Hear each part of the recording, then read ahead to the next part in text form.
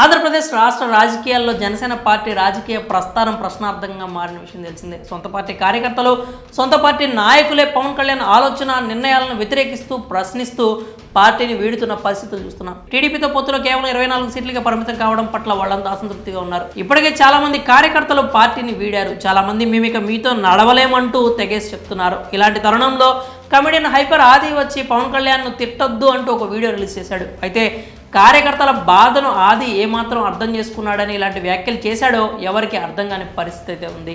ఎప్పుడైతే తెలుగుదేశం పార్టీ జనసేన ఉమ్మడి అభ్యర్థులను ప్రకటించిందో, ఎప్పుడైతే పవన్ కళ్యాణ్ పార్టీకి 24 సీట్లు ఇస్తున్నామంటూ వెల్లడించారో అప్పటి నుంచే జనసేన కార్యకర్తల్లో తీవ్ర అసంతృప్తి రాజుకుంది. ఎందుకు అసలు మనం ఈ పార్టీ జెండాలు మోయాలి అంటూ కార్యకర్తలు బాహాటంగానే ప్రశ్నిస్తున్నారు. 10 ఏళ్లుగా పార్టీని నమ్ముకున్న నాయకులు కూడా రోడ్డున పడి గుండెలు పగిలేలా రోధించడం చూశాం. నాయకుడిని నమ్ముకుంటే నట్టేట ముంచేశాడంటూ ఆవేదన వ్యక్తం చేశారు. ఇప్పుడు హైపరాది వచ్చి కొన్ని వ్యాఖ్యలు చేస్తున్నాడు. పట్టుకున్న జెండాన్ని వదిలేస్తున్నారు, స్టిక్కర్లు పీకేస్తున్నారు, పవన్ కళ్యాణ్ తిడుతున్నారు, పోస్టర్లు కాల్ చేస్తున్నారు. ఇదంతా చూస్తుంటే నాకు బాధగా ఉంది. అందుకే నేను మీ ముందుకు వచ్చి మాట్లాడుతున్నాను. ఆయన అలా ఎందుకు చేశాడో ఆలోచించండి అంటూ హైపరాది చెప్పుకొచ్చాడు. అయితే ఇక్కడ ఒక విషయం గురించి నిజంగానే ఆలోచించాలి.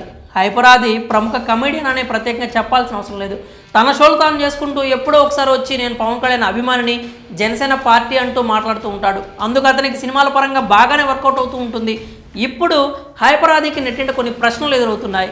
గత 10 ఏళ్లుగా పార్టీ జెండాని తమ భుజాన మోస్తున్న ఒక సగటు కార్యకర్త బాధ నిజంగానే ఆదికి అర్థమైందా?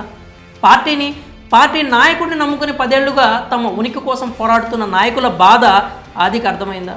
ఇప్పుడు వచ్చేసి అర్థం చేసుకోండి అని వ్యాఖ్యలు చేస్తే అసలు అర్థం చేసుకోవాల్సింది ఎవరు? కార్యకర్తలు, నాయకుల, హైపర్ ఆదీనా? ఈ ప్రశ్నకు హైపర్ ఆదీనే సమాధానం చెప్పాలి అంటున్నారు. పవన్ నిర్ణయం వల్ల ఎంత బాధపడ్డారో, ఎంతమంది నాయకులు ఆవేదన చెందారో ప్రత్యేకంగా చెప్పాల్సిన అవసరం లేదు. హరిరామ జోగే లాంటి కాపు నేతలు కూడా బాహాటంగానే పవన్ కళ్యాణ్ ప్రశ్నిస్తున్నారు. వాళ్ళు పవన్ తక్కువ చేస్తున్నట్లు కాదు, తనని తానే తక్కువ చేసుకోవద్దని హితవు పలుకుతున్నారు. ఈ విషయాలు కూడా హైపర్ ఆదికి అర్థం కావడం లేదు అంటూ కామెంట్స్ ఇస్తున్నారు. ఇప్పుడు వచ్చేసి తిట్టకండి ప్లీజ్ అనడానికి ముందు తమ వైపు నుంచి కూడా ఆలోచించి మాట్లాడుంటే ఇంకా బాగుండేది అంటూ కౌంటర్స్ ఇస్తున్నారు. మరి ఆదికి ఎదురవుతున్న ప్రశ్నలపై మీ అభిప్రాయాలను కామెంట్స్ రూపంలో తెలియజేయండి.